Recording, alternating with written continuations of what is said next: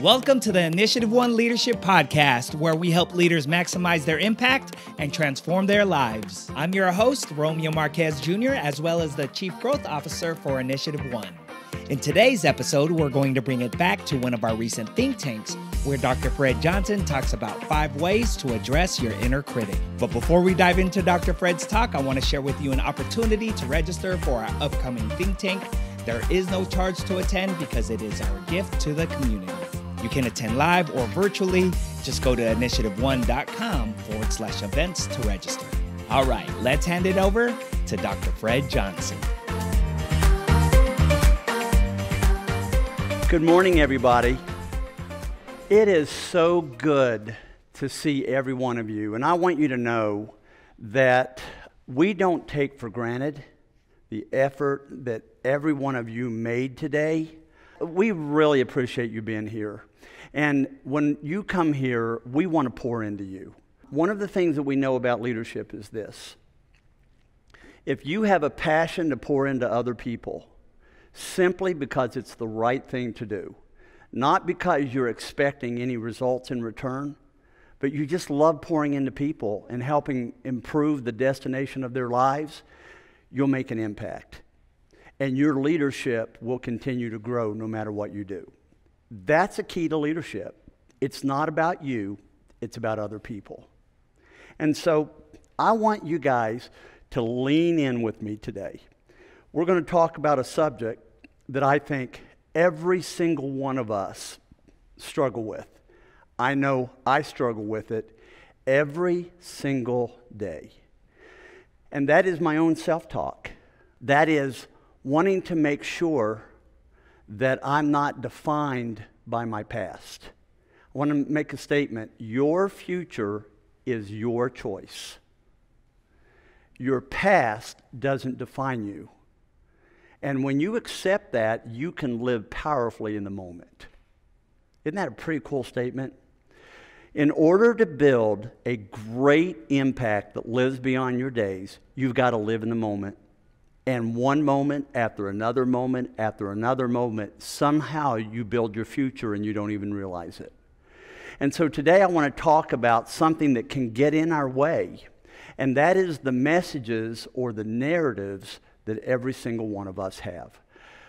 Our self-talk, the way we view ourselves, is the determiner of our failure or our success. So let's talk, let's dig in. Let me tell you a story. So I'm 34 years old, and I'm a pastor of a congregation in Detroit, Michigan. And I get this invitation to speak at the Ritz-Carlton in Palm Springs, California, to all of the executives for McDonnell Douglas Aerospace. And that was a 100,000 employee organization. And you need to understand that in my world, that was a pretty heady experience. You know, you're a pastor. You're not a business person. You're 34 years old. You're just starting to get momentum. And they asked me to come out and speak to all of their senior executives. And there were about 3,000 people in the room. And so I'm feeling pretty intimidated by that. And I walk onto the stage, and there's about 4 or 5 chairs, about 15 minutes as everybody's filing in, and I sit down in the chair. And I'm looking out, and my head's starting to talk to me. I'm not sure I belong here. These people have forgotten more about leadership than I'll ever learn about leadership. I'm a pastor. I'm not a business person. I'm wondering if these people are looking at me like, what's this guy doing here? See where my head was going? And then this guy sits down beside me, and he goes, "Are you Fred Johnson?" I went, "Yeah." He said, "Do you know who's in this room?" I went, "No." He says, "There are 32 former generals in this room." Little Freddie went wild. What in the world am I going to... I have nothing to say Oh my gosh, they are going to figure me out so quickly. There is no way that I can motivate these people. Oh my gosh. I look like I was calm on the outside. On the inside, I'm having a meltdown right there. To the point that I'm literally wondering if I can even get out of my chair. And all of a sudden, I went, stop it. And I'm talking to myself, stop it. Fred, they invited you. You didn't ask to be here. Clearly, you have something to say that they want to hear. And you have done well in the past. Would you chill out, own the day, and you're going to be great. Now, get up out of this chair and zing this audience. And we ended up having an event that was so unusual. It was the only time in my 25 years of speaking. I don't know how they did it, but at the end of the day, the CEO of McDonnell Douglas came to me and said, look, we've had an outpouring of people come up to us and want to know if it would be possible if we extend this conference one more day. Think about the logistics of that. If we can extend this conference one more day, because our people want to hear what you have to say. And when I was done, they literally lined up around the block to talk to me, and I missed my plane back to Detroit. Now, let me tell you, I remember that story, and that story was back in 1995. And I remember it like it was yesterday. And the reason I remember it was because that was one of the most vivid moments in my entire life that I can ever remember, about where I could see the vividness of the battle that was going on in my head. The battle that I call my inner critic. And if I would have allowed my inner critic to win the day, it would have been a disaster. And yet I was able to speak truth to my inner critic, and I was able to take leadership instead of it leading me.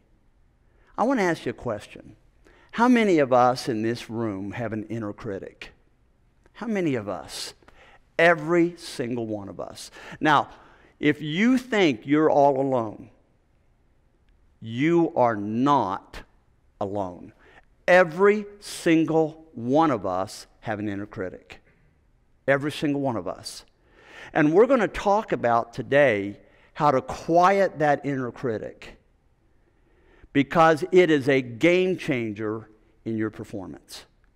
It is a game changer. Now, let me talk to you about this. You think about, what does our inner critic say to us? What are some of the things that you say to yourself sometimes? Be honest. Don't let your little critic win the day right now. What do they say? Yes, sir. You're not worthy.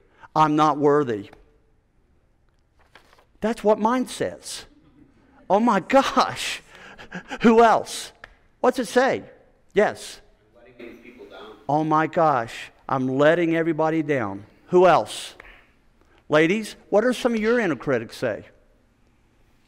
You're not smart. Oh my gosh, I'm not smart enough. Anybody else? Come on. Yes, sir. Dumbass. Dumbass. Okay. Thank you. That's a vivid one. Yes, ma'am. Okay. Anybody else? Don't belong here. I am an outsider. Yes. Oh, yes. Abby, you're a coach. I've worked with a lot of coaches. Does this ever happen? Because I only won a few of my games, I'm a loser? Have you ever had that you define yourself based on how many wins that you have or how many wins that you don't have? Got it. How about you, Nick? Oh. When I grind myself to the ground and wither away. Yeah. I have to grind myself in the ground because just being me isn't enough.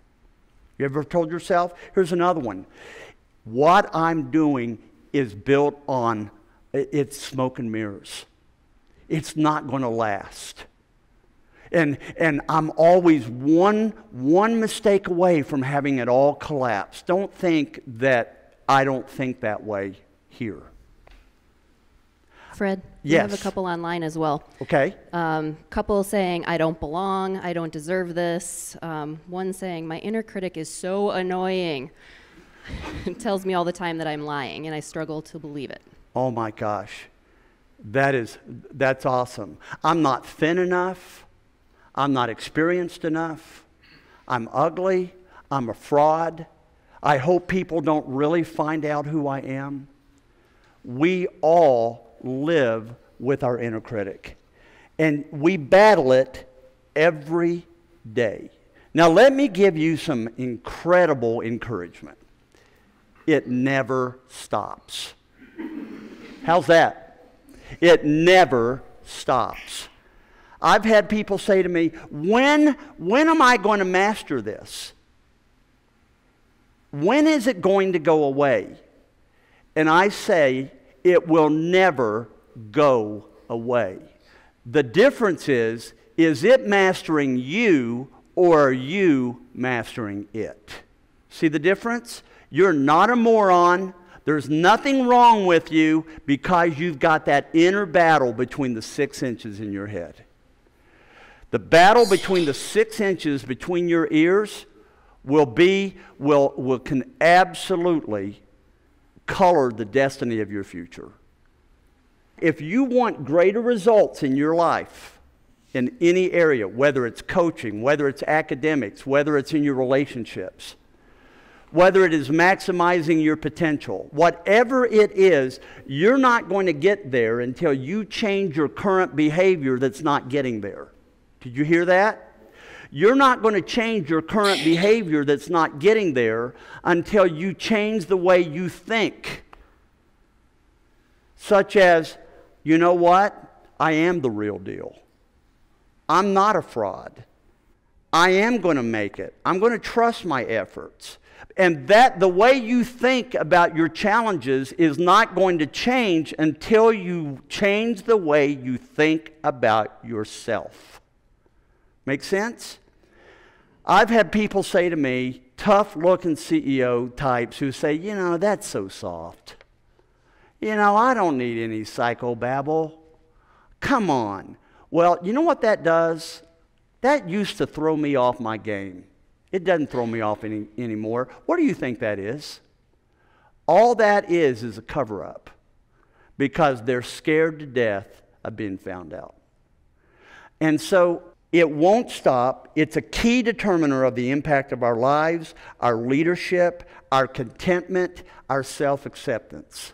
You cannot know joy in your life if you give in to the shame of your inner critic.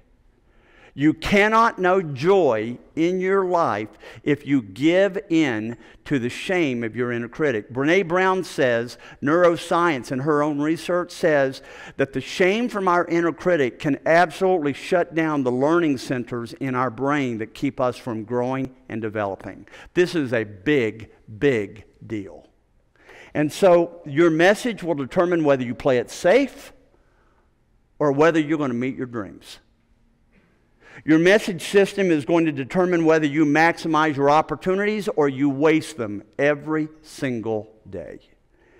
And so let me also say this. It's not just personal. It's also corporate. There are entire companies that battle with their own inner critic. Every company has its own inner critic.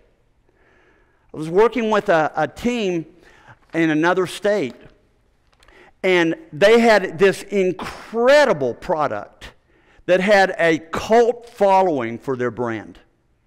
And yet they were struggling year after year, not meeting their plan, not making money, just staying alive. And they had this incredible product that they made that they sent around the country.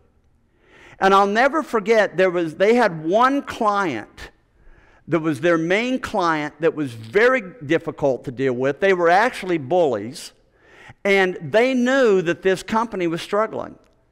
And so rather than helping them to win, we want your margins to shrink. We want them getting smaller and smaller. If you don't do what we want you to do, we're getting out of here. And I said to the owner one day, I said, why are you giving your power all to one customer? Why won't you set boundaries with this guy? And here's what he said. Because he may leave us. It was like an abused wife.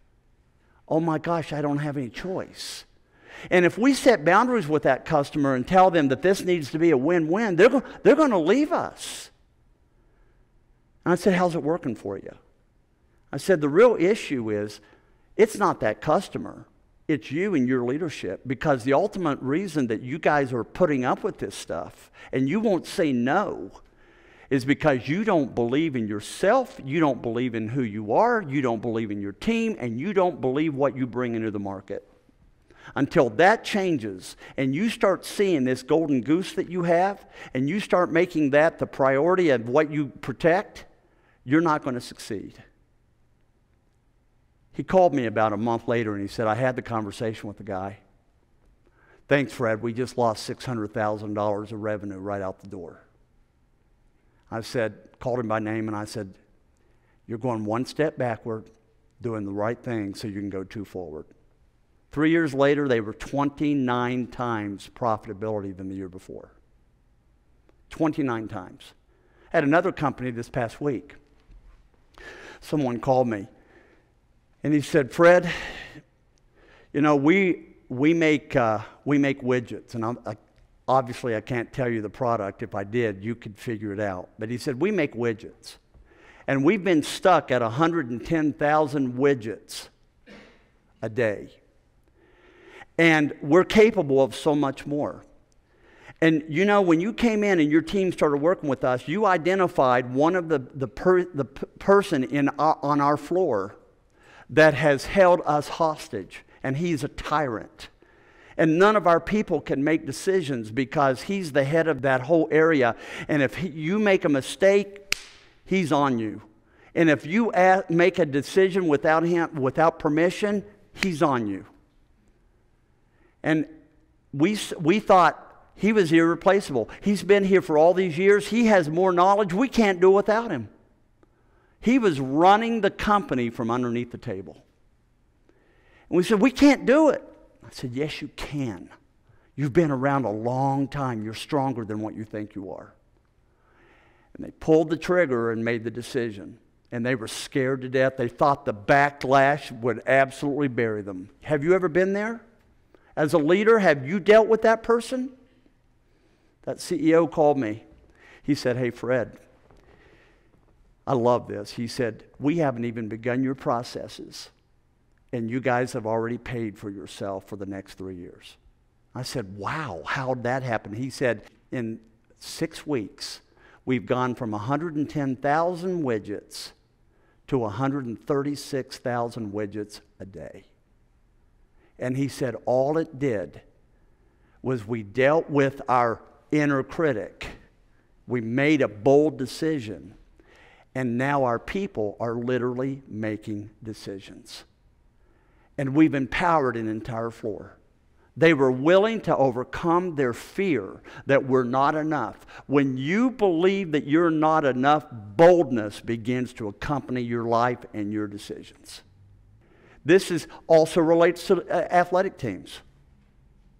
How many times have you seen a team that does not believe in itself, no matter how much talent that you have? And you watch in the second half of that basketball game, you see them starting to play not to lose instead of playing to win. And what's that look like? Coach, what's that look like? Being timid, not being bold, being afraid to make a mistake. And guess what you end up doing? Making mistakes.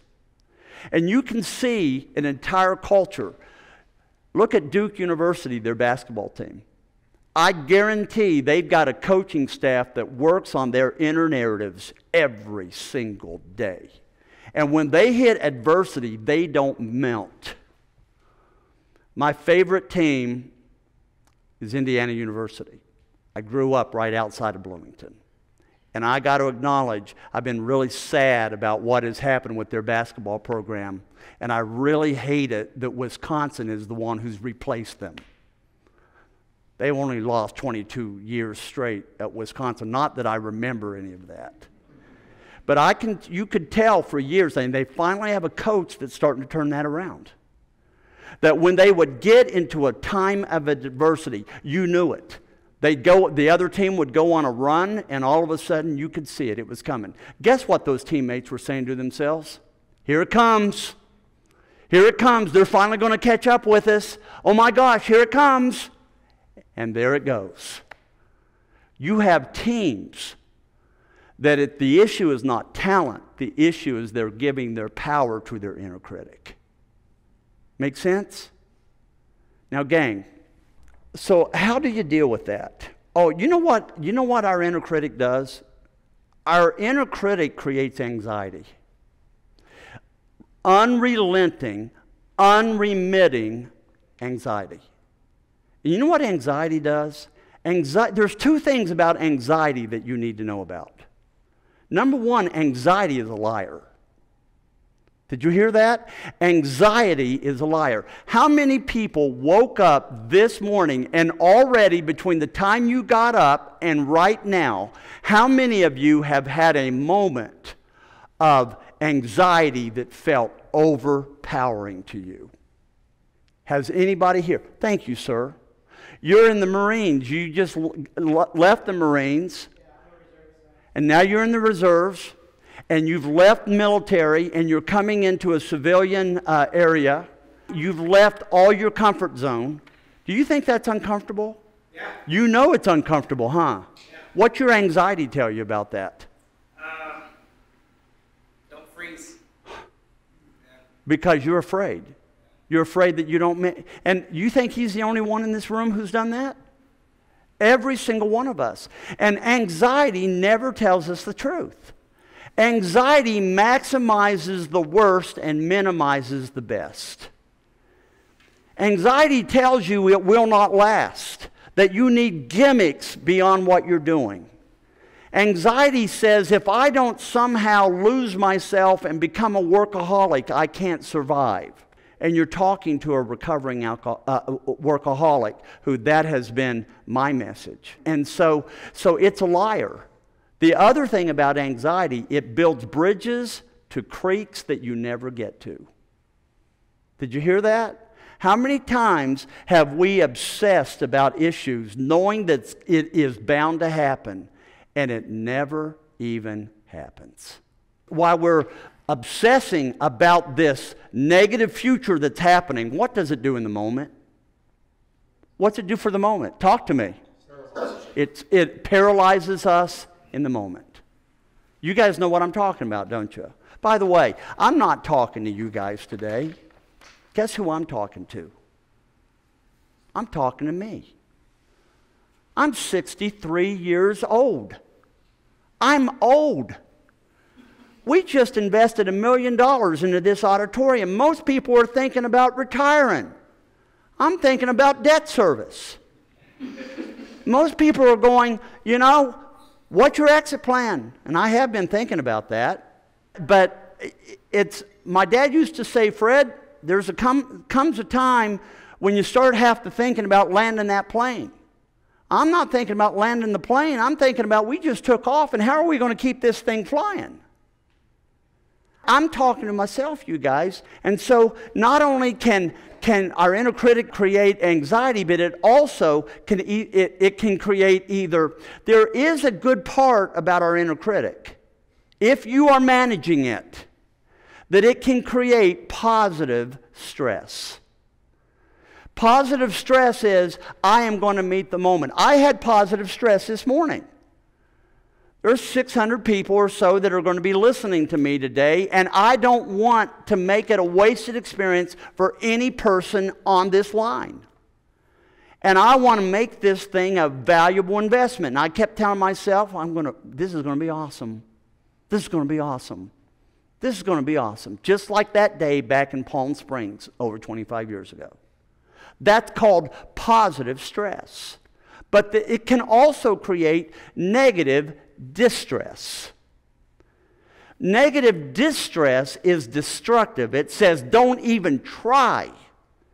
Don't attempt it. Now here's the kicker. Your inner critic is there because it's designed to keep you from failure. I call it my inner protector. But the reality is, when I'm giving into my inner critic, it's not protecting me. That's the irony. The inner critic said, don't do it, you're over your head. It's not worth it, don't stick your neck out, don't make the effort because you'll fail. But yet in not making the effort, not sticking your head out, not taking the risk, guess what you set yourself up for? Failure. Don't give power to your inner critic. It thinks you're your best friend, but it's not your best friend. And so how do you deal with that? How do you deal with the inner voices in your head so that you're not accepting it? How do you handle it so it becomes good stress and not distress? How do I address these voices in my life? Let me give you five helps. Number one, bring it out of the shadows. When it's operating invisibly, that's when it has its most power. Bring it out of the shadows. Carl Jung, the great American psychologist, said this in regard to your inner critic: you must take your inner message that is unconscious and make it conscious. From the back of the mind to the front of the mind so that you're always aware. And he wrote that if you don't make it conscious, front of mind, it will define your limitations and you will call it fate. He called it a choice that you made to give power to your inner critic. So the first thing to do is to say, gosh, I have self-doubt. Gosh, I'm afraid. You know, is it weak to be afraid as a leader before you make a decision? Is it weak? I heard a podcast this past week called The Fearless Leader, and I turned it off because the title in itself is absolutely off. It's wrong. Because somehow I've got to rise above fear. No, that's saying I've got to become a superhuman outside of human nature.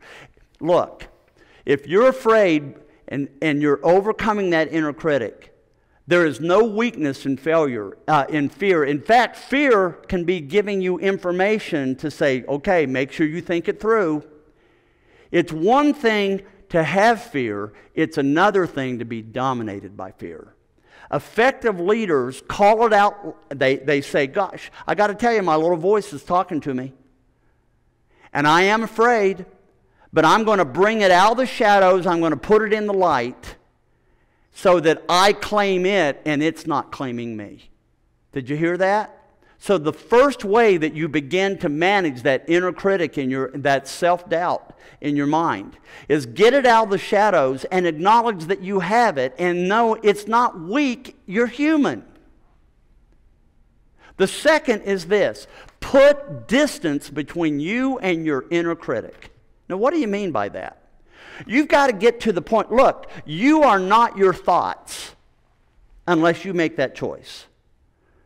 Effective leaders acknowledge that that inner voice is there, but then they choose to see it. I'm going to observe those thoughts. I am not going to become those thoughts. And so they find ways to put distance between those voices and who they are. Let me explain. I put a name to my inner critic. His name is Little Freddie. My team knows what Little Freddie looks like, doesn't he? When Little Freddie comes out, he looks completely different than Big Fred. I'm going to give you a little silly story that I use all the time. And I've taught leaders who have been through our leadership transformation process. And I'm going to teach you this little tool. I use it all the time. Whenever that inner critic starts overpowering me, I'll go, Little Freddie, I love you. You took care of me in threatening times when I was a kid and I didn't have the adult skills that I have right now. And so, little Freddie, you're telling me right now that you want to drive. I'm not letting you drive, little Freddie, because my world has outgrown your capacity. So, little Freddie, thank you. You're not bad. You're just ineffective. You can't handle what I have to deal with. And little Freddie, I'm not going to let you drive, because when you drive, you hit people. So, little Freddie, get in the back seat. You get to come with me, but get in the back seat and put on your seatbelt. You're coming with me, but you're not driving. I am. Isn't that silly? But I'm telling you, it works. I can't tell you the number of executives who have called me over the years, said, hey, Fred, I just want you to know something. Put my seatbelt on today. I put my seatbelt on, put him in the back seat, put her in the back seat, create some distance so that you're observing it instead of it enmeshed with you. Now, here's an exercise that we're going to do right now. And lean in with me. We're going to give a name to your inner critic. Because when you name it, you claim it. When you claim it, you control it. So I want you to shut your eyes, and all those of you who are on the screen, just go with me. I want you to shut your eyes, and right now, I want you to think about what that inner critic looks like. Is that inner critic a male or a female? How big is he? How big is she? Is she tall? Is she short? What's the color of your inner critic's hair? Do they smile a lot? Do they frown? You already, every one of you, have a picture of that inner critic. Now, what's the name that you're going to give your inner critic? Give that inner critic a name. I had someone yesterday who said, her name is Neon Nancy. What's your inner critic? Okay, now look at me. How many of you were able to name that inner critic? So here's what I'm going to do. On the count of 3, at the top of your voice, when I say 3, I'm going to say, name your inner critic, 1, 2, 3, and then you say out loud your name, your inner critic. Ready? Go with me. It sounds silly, but it's actually in a way of rewiring your brain to get a different message. You ready? Will you go with me? 1, 2, 3. Little Freddie. We all have them, don't we? So the first thing to begin to minimize, and I even heard someone say dumbass out there. I love you, man. You're awesome. And so the first thing to do to begin to get control of your inner critic is to what? Name it. Put it out loud. The second is to begin to put distance so that you can see it. Okay, little Freddie's in the room. Okay, Neon Nancy's in the room. Okay, little Billy's in the room. Name it, put it at a distance, observe it, but don't become it. The third is this. The third is this. Stop giving your inner critic fuel by comparing yourself to others. When you start comparing yourself to others, you will always fuel your inner critic. Oh my gosh, I've got to be who that person is. I've got to have a coaching style like that person. I've got to be like my mentor was. Listen, your challenge is to become your best self. Your inner critic says that's not enough. Your worst self is to become someone that you're not. Did you hear that? What's number 1? To begin to master that inner critic, what's number 1? Get it out of the shadows. Number 2, what is it? Put a name to it. Start observing it. De-emphasize it. Take its power away. The third one is what? Stop comparing yourself to other people. Quit giving your power to what other people's expectations are of you. I'll never forget when I was in college, I played college basketball at a Division II level, and I was short, and I was slow, and I was not very good. How's that? I couldn't jump. I couldn't run. There are 2 things I could do. Well, 3. No, 4. I could sit on the bench pretty well. 4, I could shoot.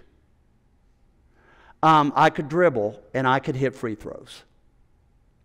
I hit 101 free throws in a row and 128 out of 30. That was my freshman year. And I'll never forget, at the end of one of our practices, our coach says, here's what we're going to do, gang. We're going to make a decision whether we're going to run sprints for the next hour or we get to hit the shower. So here's the deal. All of you teammates, all you seniors, you're going to decide who's going to step up and hit free throws. Now, we're going to hit 3, that person is going to have 3 free throws, just 3. And every time that person misses a free throw, they're going to run 15 suicides. Up and back, up. You guys know what suicides are. And the seniors looked at me, I'll never forget, 6'10", Ed Galassi, our center, looks at me and says, Freddie, don't call me Freddie. It triggers me. Freddie, you're going to shoot the free throws. And Freddie, it's all on you. I went from, I got this, muscle memory, 700 shots a day, muscle memory, I got this, to, oh my gosh, if I miss it, they're going to hate me. If I miss it, they're going to haze me. If I miss it, what are they going to think about me? I walked up to that line and I promptly missed 2 out of 3. They hated me. As we ran 30 suicides. You know what the difference was? My muscle memory didn't disappear. My form didn't disappear. What emerged? Fred didn't shoot the free throws. Guess who did? Little Freddie. Who's playing volleyball? Is it little Freddie? Little Frederica? Don't go there. Don't go there. So what's the 4th one? Help me out. What's the 4th one? Don't be comparing yourself to others, and don't give your power to other people's expectations. And here's the 5th one. Practice constructive self-talk. Every time you're about to go into the moment, talk yourself through it. I had a lady yesterday. Dr. Phil Erdel and I were working with the school district yesterday, and one of the administrators was so pleased of an outcome. She had to have a very difficult conversation with her staff. And she's conflict averse. She didn't want to have that conversation. But we worked with her, and she went into that conversation saying, you know what, I'm afraid. But I'm not going to let my fear dominate me in this discussion. I'm going to lean in. If someone gets mad, I'm not going to give my power. If they raise their voice, I'm going to stay calm. I got this. I'm going to be kind. I'm going to be direct. I'm going to be respectful. And no matter what happens, I know who I am. She gave a report yesterday, didn't she, Phil? And what'd she say? Went awesome. It went awesome. You see, have your big guy go into that critical moment. Talk to yourself before you go into it. I got this. I can do this. I belong here. I'm not an outsider. Part of that is trusting your history. You see, part of your positive self-talk is confronting the irrationality of your little guy. And here's how I confront the irrationality of my little guy. Number 1, here's what I say. Where's the proof? Where's the proof, Fred, that you don't have the skills or the background to create an environment like this?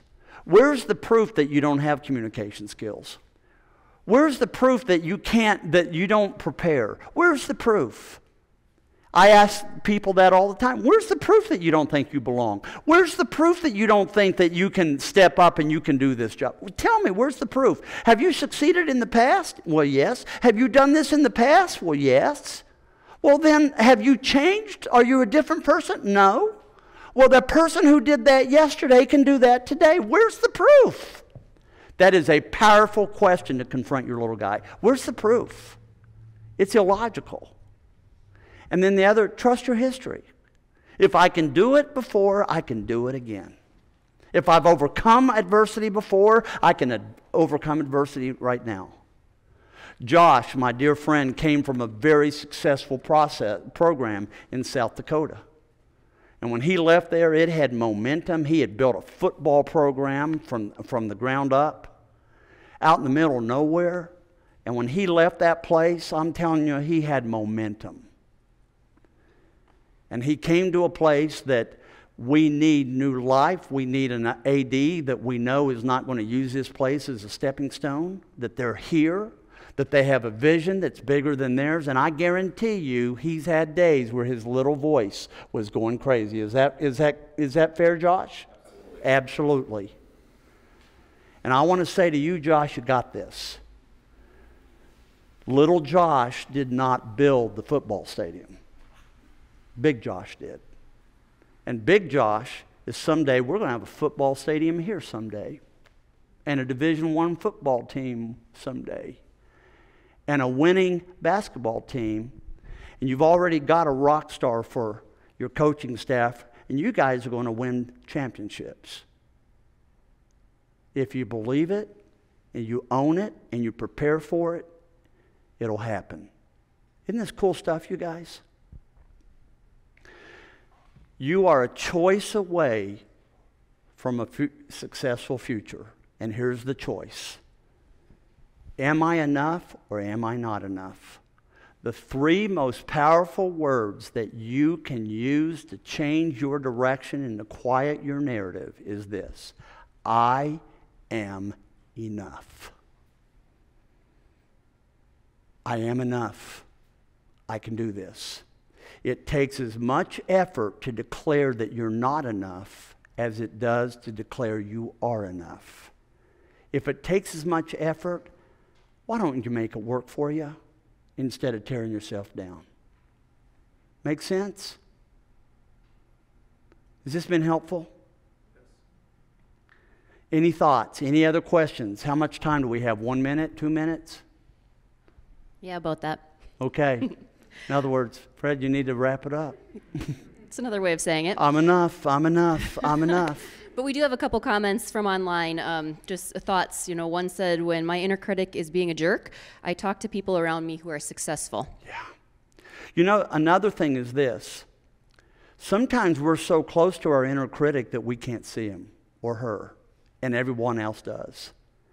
Part of silencing that inner critic is to giving permission to the people that love you and that have your best interest in mind, and say, when you see little Freddie in the room, would you please remind him that he's not in charge? Let me know when little Freddie's in the room. Little Freddie's in the room. I can tell you what triggers me. And my team knows what triggers me. You know what it's like when your 10-year-old son says, Dad, am I dealing with Big Fred or am I dealing with little Fred?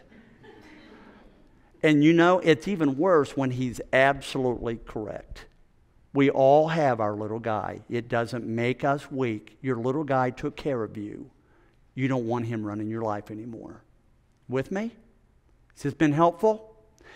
If you have thoughts, for those of you online, you guys, text us in, chat us in, let us know that you're out there. You all, we're growing this thing. We built this because we ran out of room. Here's what we ask of you. We're asking you to invite other people here because other people needed to hear a word of encouragement just like you did. Let it be a gift. It's our gift to them. Let it be your gift to them. Our goal within the next 6 months is we want to have 1,000 people here and we want to pack this place out. Why? Because it's not about the numbers. It's about having the impact upon this community. Make sense? Here's the last action plan. Please take a little sticky pad. For those of you who have been through our leadership process, you know what's coming. And write on that sticky pad these words: I am enough. I'm the real deal. And then you stick that on the bottom of your rearview mirror. And you leave it there for 3 weeks. If someone gets in your car and says, what's that about? You can't go, well, it's some leadership thing. No, you got to say, well, let me tell you, it's me confronting my little guy. Every time you do that, you're rewiring your neuromessage system. If your child says, what's that about, Mom? You got to tell them what it's about. If your boss gets in the car, you can't take it off and put it in the glove compartment. You got to leave it on. And you're going to have some of the weirdest conversations you've ever had in your life with yourself. But I'm telling you, it's transformational if you'll stick with it. I am enough. Let's give ourselves a hand. Thank you for tuning in to the InitiativeOne Leadership Podcast. If you enjoyed this episode and you'd like to support the podcast, please share it with a friend, family member, or colleague, or leave a rating and review. Also, be sure to subscribe to our podcast so that you can stay up to date for new episodes. And don't forget to sign up for our leadership newsletter for new content along with invites to our live and virtual events. You can go to InitiativeOne.com. Thanks for listening, and we'll catch you on the next episode.